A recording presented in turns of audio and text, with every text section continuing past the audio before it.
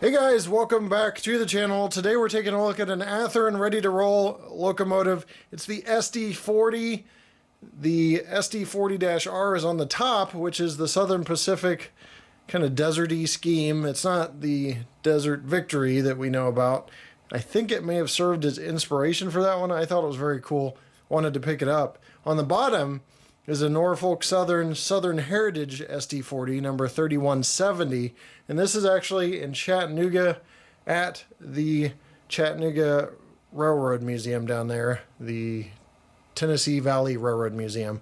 So, and it has run some time on Norfolk Southern, which kind of surprised me that it didn't run out of stock immediately, because Norfolk Southern restored it back to its Southern Heritage scheme and has run it on their lines. So pretty cool overall. We'll unbox these, see what's in the box next.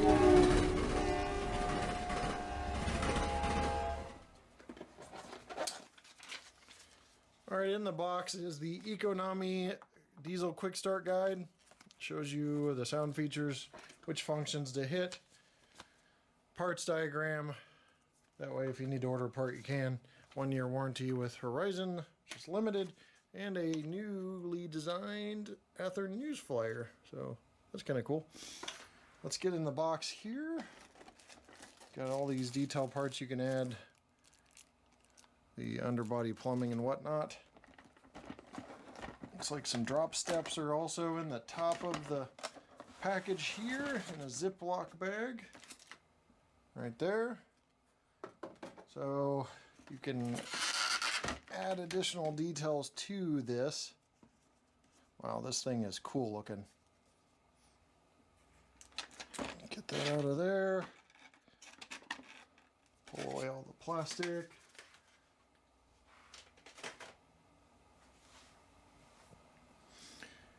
Get these foamies out. We'll zoom in so you can see this cool detail. So this comes from the Athearn Ready to Roll series. As I mentioned, it's prime for grime, which means they give you a nice base to weather this, and they've already done a lot of the weathering for you. As you can see in this case, the locomotive is ready to roll, even though in the 90s this would be Genesis. As I mentioned before, the ready to roll locomotives didn't have things like accessory hoses and brake lines. They didn't have a whole lot of separately applied detail and sturdy handrails that you see on today's models that are ready to roll, which is great for the modeler because now there's an economical price that you can basically get kind of Genesis details, what used to be Genesis details. So on the front here you have a drop step, MU receptacle, accessory hoses, McHenry coupler with magnetic glide hand, coupler cut lever, which is even on here. Handrail is still a little thinly detailed, a little paint inconsistency there on the front. Windshield wipers on the front as well, beacon, light, horn, dustbin hatch up top. You get to see the multicolored fans up top,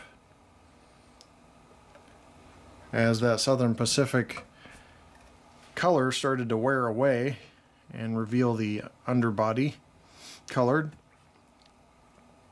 I really shy away from mentioning colors, what the colors are, because I mean it looks gray and tan to me and red, but I do have a color vision problem. That's why I couldn't be a pilot. But in the inside, there's no interior detail. You can see some wires running in there up to the top. Fuel tank has detail as well, emergency shut off. You've got the underbody mounted bell. There is no safety tread on the walkways, so it's a very smooth surface. Got the blower housing here and a little toolbox that's applied there. Pretty decent underbody detail though, and truck detail, jacking pad back here. On the rear of the locomotive, you have the brake wheel just out of focus slightly. And more accessory hoses, coupler cut levers, McHenry coupler, etc., etc. On this end, You see on the dynamic brake fan housing, there's a little placard warning, and then the paint consistency gets even more interesting. So it's neat that they can do this out of the factory now, because I think it's needed. I would purchase weathered and even graffitied stuff out of the factory, but I know it's harder to do, but Athearn's taken the plunge, and not many companies have done so. Do you have the SP bloody nose right there, the red nose? And again, lighting is LEDs. So that's enough of the 360. Let's get into operation. Well, I was getting a little ahead of myself. Forgot to show you the Southern locomotive. Just do a quick 360. Gonna sound like a broken record. As you can see, there's a lot of variables. The high hood versus the low hood on the Southern Pacific I showed you. You got firecracker antenna, which I don't know if the other one had it and it broke off. Could be possible. Anyway, you got horns mounted at both ends on this one. The bell's mounted in a different place. It's not a low mounted bell, it's up here on the nose, brake wheel on the back end, Southern Railway logo, everything's clear, looks nice. You do have ditch lights, front and rear. Again, if they operate, we'll see, but something that you definitely would not see in 90s Genesis. So, pretty cool scheme, and it's kind of cool that NS is doing some heritage stuff outside of the regular heritage fleet that you see way back up there in the background. So let's take a look at this in operation. All right, we're gonna fire this up.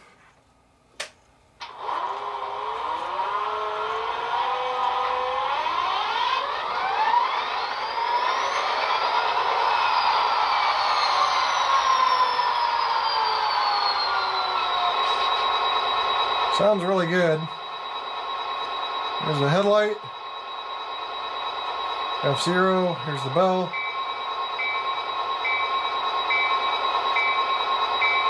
Horn. Short horn. Dynamic brakes.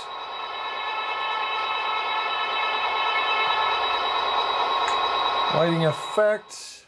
Ooh, we have a beacon there. That's pretty cool. Accidentally hit F8 in the same time here. I'll show you guys this with a little better lighting.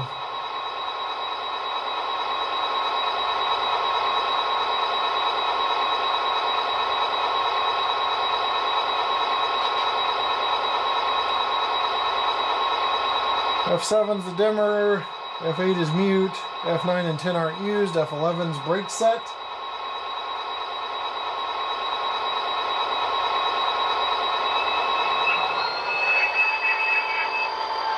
You'll hear that brake squeal right away. F12 not used, F13's couple uncouple. F14 is half speed when you're doing switching. F23 is all aboard. F24, 25 aren't used. F26 ramps up the engine. The RPMs notch up one. F27, they notch down one. So that is all the functions. Quite a few for a ready to roll locomotive.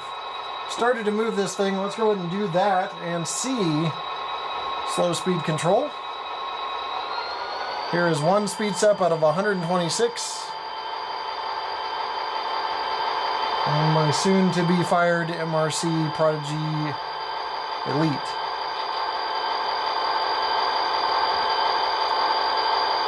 Moving along very smoothly at 1. I didn't see any hesitation. But you guys have a magnified view, so maybe you caught something I didn't. There's 2.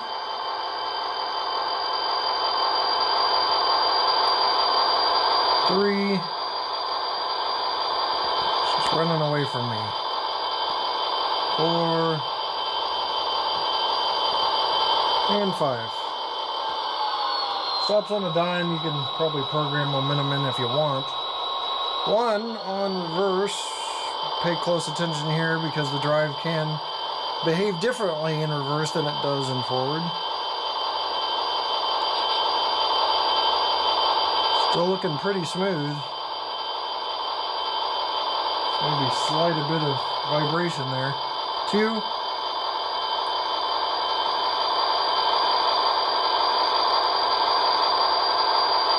3, 4,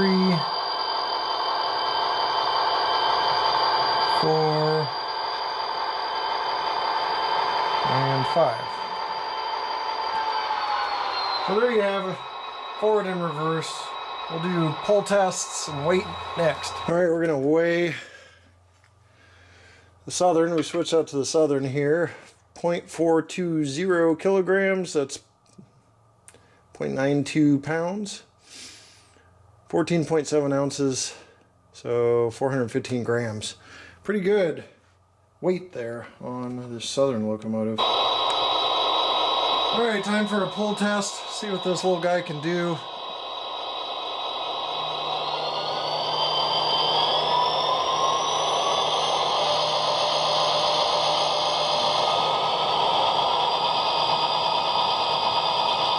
Looking like it's maxing out at about 2.6 ounces, which is, so you just hit 2.8 ounces and then drop back down to 2.6. It's close to 40 to 45 regularly sized freight cars.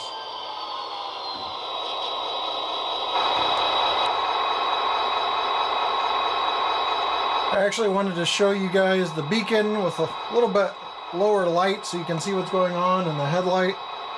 There's the beacon. There's the headlight. Now, I forgot to talk about pricing. $139.98 for the non-sound version is the MSRP. For the sound version, $199.98. In today's day and age, when locomotives are hitting 300 plus for MSRP, even I've seen 325, 350, it's really good. So, again, you're still getting kind of 90s Genesis quality. Check coupler height. What you see is what you get on that end. It looks like it's trying to get a contrast going on. Looks like it's dead even.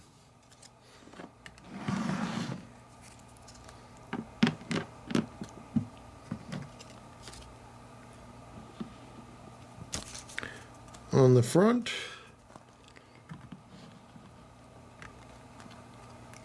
again, maybe just a tiny bit low, but it looks almost dead even. All right, we have the Southern locomotive on the track now.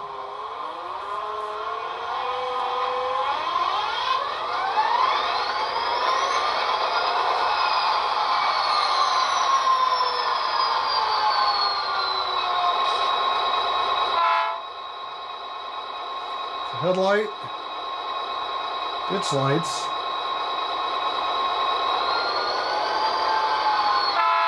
Wow, I did not expect that. So not only the ditch lights illuminate, but they flash. Let me go ahead and check the other end. It's like the flash rate could be brought down a little bit, but it's very impressive. All right, on the other end, I was wondering if they're going to run out of decoder functions here, but yeah, the other end does not flash,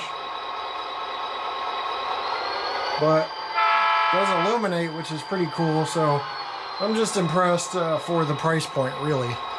Well, that's going to do it for this review of the Athearn SD40R and the SD40. So pretty cool locomotives, and I am very impressed. One, that the price point, under $200 MSRP, which means you're probably paying in the $150 range from your local dealer or online retailer, is getting you all of this, basically 90s Genesis stuff. What really impressed me on this guy was the fact that you've got ditch lights on both ends. Yeah, they flash on one end, but I really didn't. I thought they had to run out of functions on that decoder. I didn't even know that they would have ditch lights at all that were operational for the price point. So pretty good. Coupler cut lever, accessory hoses, and brake lines, and all that detail. The beacon light on this SP version. One thing I do want to mention is that is not a broken off antenna. That's the way it's supposed to be, so I did double check on that as well. I'll give you one more 360 of these guys, and then I'm going to leave you with a run by of just these two.